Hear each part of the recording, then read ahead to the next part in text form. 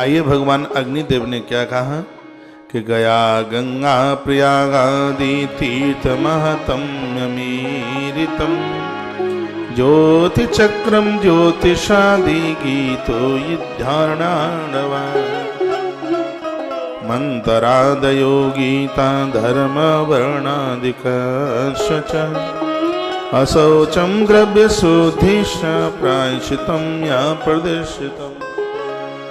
अग्नि पुराण में कहा है कि यदि आप नित्य हवन कर लेते हैं तो रोजाना आप गया में तर्पण समर्पण अर्पण करने का रोज सौभाग्य प्राप्त होता है। ये यज्ञ का प्रभाव है। गंगा प्रयाग रोज संगम में स्नान करने का मौका मिल जाता है। अग्निदेव का रोज आप यज्ञ के माध्यम से दर्शन कर लेते हैं। और 3 दिन से चर्चा इसी बात के ऊपर चल रही है। कितना यज्ञ का रूप बताया है इस ग्रंथ में, जो घर को निहाल कर देगा, अद्भुत बना देगा, आपके परिवार को, संतान को विशेष बना देगा। यजन का यज्ञ की इतनी बड़ी महिमा है। गंगा गया प्रयाग तिथि तीर्थमातम मीरितम। स्वयं भगवान अग्नि नारायण ने कहा, जो नित्य मेरा दर्शन करते हैं, हवन यज्ञ करते हैं और मेरी इस अग्नि पुराण की कथा को सुनते हैं, उन्हें गंगा गया प्रयाग जैसे पवित्र तीर्थों में नित्य दर्शन और स्नान करने का पुण्य प्राप्त होता है। तो हमें विश्वास है कि इस अग्नि पुराण में तो फिर 30 तारीख से पहले पहले आप बहुत घरों में जैसे आप भगवान को पूजते हैं ऐसे आप यज्ञ करना शुरू कर देंगे, हवन करना शुरू कर देंगे। हमारे सनातन धर्म की रीढ़ की हड्डी है। अब श्रीमद् भगवद गीता पढ़े, भगवान ने यज्ञ के ऊपर बहुत ज्यादा जोर दिया।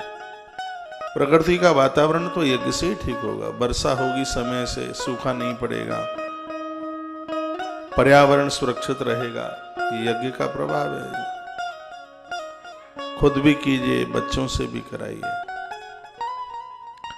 इस पुराण में भारी जोर दिया गया। सूर्य वंश सोम वंश, दोनों वंश ऐसे हैं जहां के राजाओं ने यज्ञ किया है और यज्ञ का प्रचार भी किया है।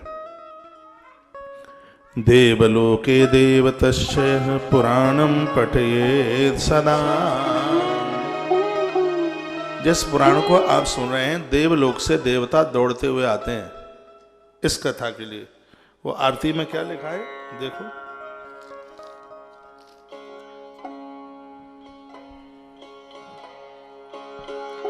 और जिस समय ये आरती बनाई तब तो इतना नहीं था पता,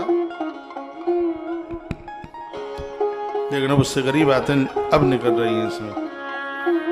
इसमें लिखा है कि देवलोके देवतस्य पुराणम पठयते सदा। जहाँ यह पुराण होता है, जहाँ यज्ञ होता है, देवलोक से देवता दौड़े दौड़े चल करके आते हैं। स्वर्ग लोक से देवा दौड़े चले आवे, दौड़े चले आवे।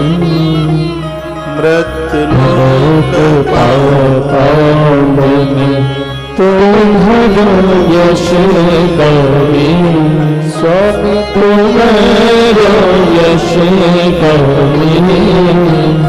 स्वर्ग लोक से देवा, स्वर्ग लोक से देवा दौड़े चले आवे।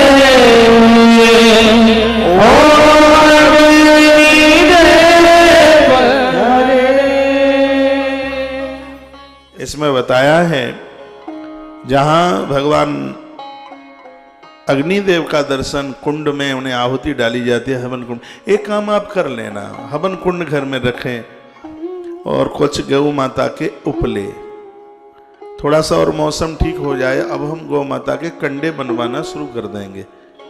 जैसे आप आते हैं वृंदावन में तो किताबें तो आप सबके घर पहुंची गई हैं, बहुत ग्रंथ पहुंच रहे हैं। जब जब वृंदावन में आवे तो गौ माता के कुछ उपले लेके चले जाइए, 2-2, 4-4, 5-5 उपले। उनको छोटा छोटा टुकड़ा करके वो आपके हवन के काम में आएंगे। मुझे तो लगता है कि सनातन धर्म को कहां से कहां पहुंचा दिया जाए। हृदय की भावना में बोल रहा हूं। हमें अपना धर्म लगता भी बहुत अच्छा है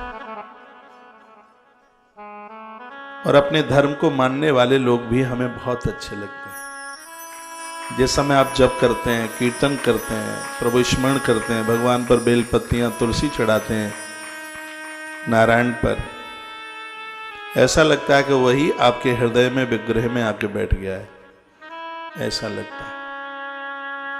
तो यह भी एक पहल की जाएगी। जब आप वृंदावन आप आएंगे तो यहां से खाली हाथ तो नहीं जाएंगे, आश्रम आएंगे तो कुछ न कुछ तो यहां से आप लेके ही जाएंगे। वह भी समय बहुत जल्दी आएगा, गोवंश बढ़ता रहेगा और ये सब व्यवस्थाएं होती रहेंगी, उसका कोई पैसा पूछा नहीं। क्या कहा, आप गोवंश का पालक हैं, आप सेवा कर रहे हैं, आप सहयोग कर रहे हैं, तो इन सब चीजों के ऊपर तो आपका अधिकार बनता ही है।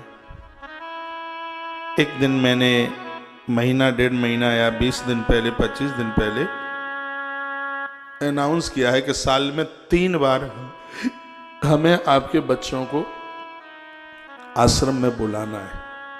वो अपनी कंपनियों में जहां भी वो रहते हैं, ये ट्रेनिंग दी जाएगी कि अपने धर्म में कितनी शांति है, अपने धर्म में रोग नहीं है, अपने धर्म में निरोगता है, अपने धर्म में वैमनस्यता, अपने धर्म में ईर्षा नहीं है, अपने धर्म में राग और द्वेष नहीं है।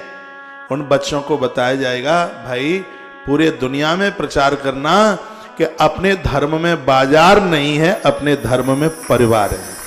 पूरी दुनिया को अपना धर्म सनातन है वो परिवार समझता है, कि और धर्म है वो बाजार समझते हैं। वो कहते हैं अपना व्यापार कर लो। अंग्रेज भी आए यहाँ व्यापार करने के लिए आए, लेकिन जो अपना धर्म है वो सबको एक परिवार की तरह मानते हैं। यहाँ जो भी आ जाए उसको ठिकाना देते हैं। हमारे यहाँ तो अतिथि को देवता माना गया है। ऐसा धर्म कहाँ मिलेगा, कहाँ मिलेगा, कहीं नहीं मिल सकता। उन लोगों का दुर्भाग्य है, और ऐसे धर्म को छोड़कर जो पलायित हो रहे हैं, दुर्भाग्य नहीं कहोगे तो उससे क्या कहा जाएगा। फिर हम भाग्यशाली हैं, हम वहां आनंद ले रहे हैं जहां हमारे देवता भगवान प्रभु राम और भगवान श्री कृष्ण हैं। भगवान शंकर ने हमें संस्कार दिए हैं।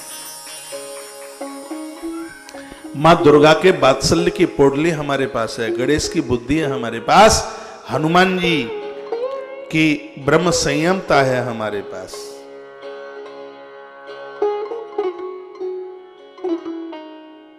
ऐसे धर्म में है। वीर कार्तिकेय हमारी इंद्रियों का सेनापति है। हम अर्जुन की तरह लक्ष्यधारी हैं, लक्ष्मण की तरह वैरागी हैं, भरत की तरह धर्म के प्रति हमारा समर्पण है। तो हम तो बहुत आनंदित जीवन जीने वाले लोग हैं। बड़े सुंदर सुंदर श्लोक लिखे, देवलोके देवतस्य पुराणम पढ़े सदा। जहां जहां ये कथा होती है, भगवान का यज्ञ होता है, अग्नि देवता प्रसन्न होते हैं, वहां पर संपूर्ण देवता दौड़े हुए चल के आ जाते हैं, देव दौड़ करके आते हैं। आप अपने घर में यज्ञ करेंगे, हवन करेंगे, देव आपकी देहली के अंदर होंगे, संपूर्ण देवता। तो जहां देव ही चल के आ गए वहां कई चीज की कमी है, कोई कमी है ही नहीं। वहां कोई ज्यादा इसमें कोई खर्चा वर्चा नहीं है, कोई बहुत ज्यादा खर्चा नहीं है। इतना खर्चा करते हैं, ज्यादा से ज्यादा कितना 500-600 रुपया खर्चा पूरे महीने का आएगा। ज्यादा से ज्यादा बोल गया हूं, 600 रुपया महीना। 20 रुपया पर डे में आपका घी, हवन सामग्री, समिदा, लकड़ी सब कुछ हो जाएगा।